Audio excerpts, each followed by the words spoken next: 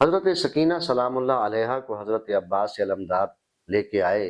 سفارشی بنا کر۔ 4 سالہ سکینہ جو قلب نازنین سید الشہداء کے لیے اور ان کے صدر کے لیے، ان کے سینے کے لیے تعویذ کا کام کرتی ہیں، تو ایک ننھی سی مشق اپنے چچا کو تھمائی اور اجازت عطا کرنے کی درخواست کی، تو سید الشہداء نے اجازت دی۔ حضرت عباس سے علمدار میدان میں آئے اور صفین میں جنگ کی ہے حضرت عباس نے 11 سال کی عمر میں، یا پھر کربلا میں جنگ کی ہے 34 سال کی عمر میں۔ صفین کی جنگ بھی دنیا کو یاد ہے 11 سال کی عمر میں، اور 34 سال کی جنگ بھی تاریخ کے اوراق پر لکھی ہوئی ہے، اور آج تک دنیا گواہ ہے کہ پیاسے عباس نے، لاشوں کو اٹھا اٹھا کے تھک جانے والے عباس نے، اصحاب اور بنی ہاشم کے جوانوں کی شہادت کا زخم آپ کے سینے پہ موجود ہے۔ اس عباس نے جب جنگ کی تو 4,000 تیر انداز،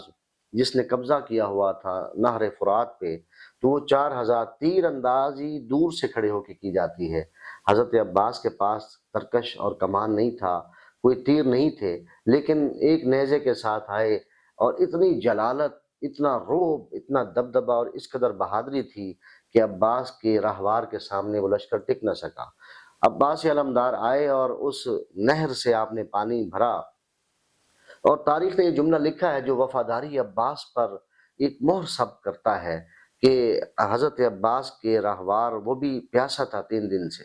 تاریخ میں لکھا ہے کہ حضرت عباس فرمانے لگے، اے رہوار تم بھی پیاسے ہو، پانی پیو، تو وہ گھوڑا یوں سر ہلانے لگا۔ یعنی صرف حضرت عباس وفادار نہیں ہے، اس گھرانے کا اگر کوئی جانور بھی ہے، تو وہ اس بھی لیے ہم ذوالجناح کا احترام کرتے ہیں کہ جانوروں نے، رہواروں نے اہل بیت کا دفاع بھی کیا، ان سے وفاداری نبھائی، لیکن وہ درندے کہ جو اہل بیت کی مخدرات پر ظلم کرنے والے تھے، انہوں نے کوئی رعایت یا وفاداری یا احترام کا معاملہ نہ کیا۔ اور حضرت عباس جب واپس تشریف لا رہے تھے پانی بھر کے، نہ عباس کے رہوار نے پانی پیا، اور نہ ہی 3 دن کے پیاسے عباس نے پانی کو چکھا۔ مشق کو اس انداز میں بھرا کہ آپ کا ہاتھ بھی تر نہ ہو، تاکہ وہ وعدہ کہ جو سکینہ پیاسی ہے، جو بچے پیاسے ہیں۔ اور اسی منظر کو تاریخ اسلام نے اور مکتب کی کتابوں نے یوں لکھا ہے کہ پیچھے سکینہ بی بی نے تمام بچوں کو جمع کیا ہے اور ان کے ہاتھ میں کوزے دیے ہیں، اور ہر بچے کے پاس بی بی جاتی ہیں، یہ کہتی ہیں کہ اے بچوں، جب پانی آئے گا نا سکینہ بعد میں پیے گی، اور میرا چچا پانی لے کے آئے گا، مجھ سے وعدہ کر کے گیا ہے، سب سے پہلے تم بچوں کو دوں گی۔ لیکن ظاہر دور سے دیکھ تو رہے تھے کہ علم کبھی دائیں جھکتا ہے، کبھی بائیں جھکتا ہے، وہ علم نہ جھک رہا تھا، وہ سکینہ کی آس ٹوٹ رہی تھی، وہ حضرت حسین کی ڈھارس ڈگمگا رہی تھی، وہ حضرت زینب سلام اللہ علیہا کی چادر، اس کو یہ وقت پڑ رہا تھا کہ پتہ نہیں اب اس کا نگہدار کون ہوگا۔ حضرت عباس کے بازو کو حکیم بن وائل نے، اس نے دائیں بازو کو قلم کیا، پھر ایک اور ظالم نے بائیں بازو کو قلم کیا، اور حضرت عباس شہید ہو گئے۔ اور پھر جب استقامت سید الشہداء کی بات آتی ہے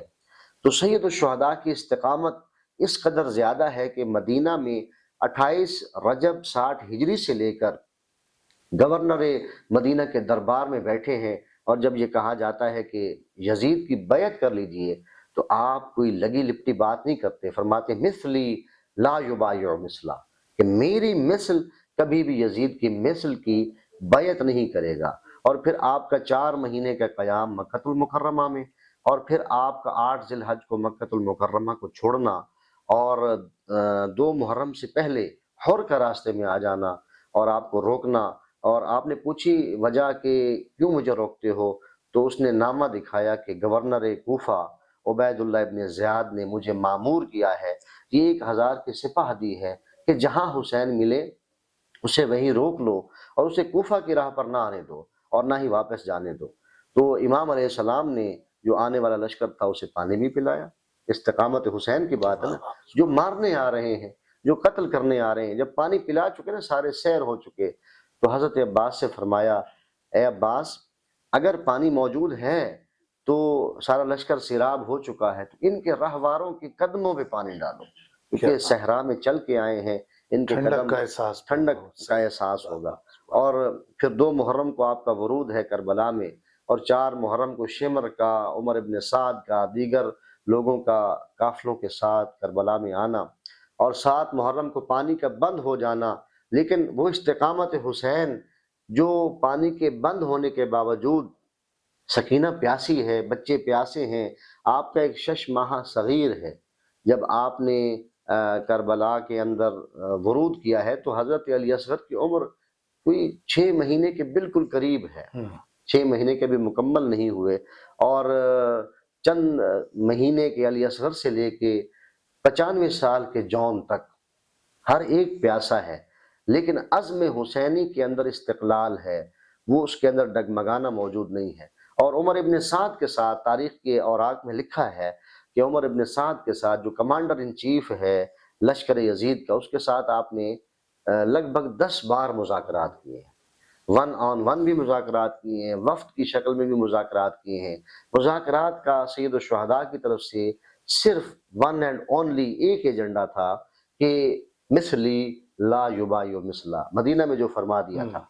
اور وہاں سے آفرز بھی آئیں کہ آپ کو ہم یہ سہولیات دیتے ہیں، یہ کر لیجئے، بیعت کر لیں تو آپ کے ہم جان کی امان دیتے ہیں، لیکن سید الشہداء نے نہ صرف یہ کہ اپنی جان کو قربان کیا، اپنے اصحاب باوفا،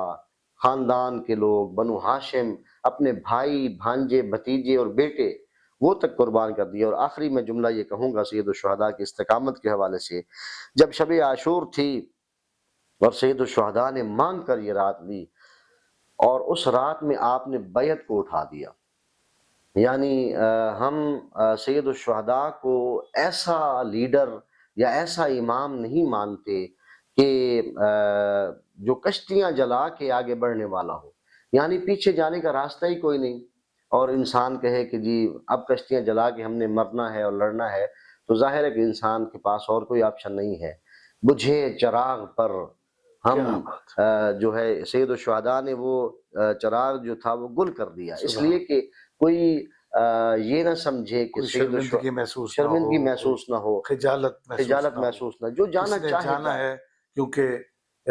انجام تو نظر آ رہا، انجام نظر آ رہا تھا کہ قتل ہو جانا ہے، شہید ہو جانا ہے، شہادت تو نظر آ رہی تھی، اگر کوئی جانا چاہتا ہے۔ سید الشہداء نے تھوڑی دیر کے بعد چراغ کو دوبارہ روشن کروایا تو دیکھا کوئی اٹھ کے نہیں گیا، تو امام عالی مقام نے یہی فرمایا کہ ہاں جو اٹھ کے نہیں گیا اگر چلا بھی جاتا تو وہ جنت کا میں ضامن تھا، کیونکہ میں نے بیعت اٹھائی ہے نا۔ لیکن حضرت زہیر کھڑے ہوئے، حضرت حبیب کھڑے ہوئے، اور اپنی تلواروں کو میان سے نکال کر یہ عہد وفا کرنے لگے کہ مولا یہ تو ایک زندگی ہے،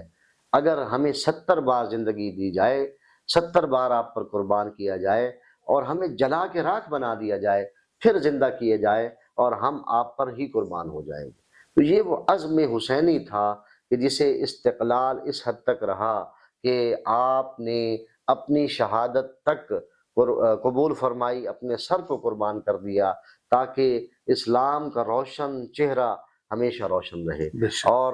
یہ حسینی عزم کبھی بھی اپنے عروج تک نہ پہنچتا کہ حضرت زینب سلام اللہ علیہا کا وہ قربانی، وہ ساتھ، وہ تعلق اور وہ عزم موجود نہ ہوتا۔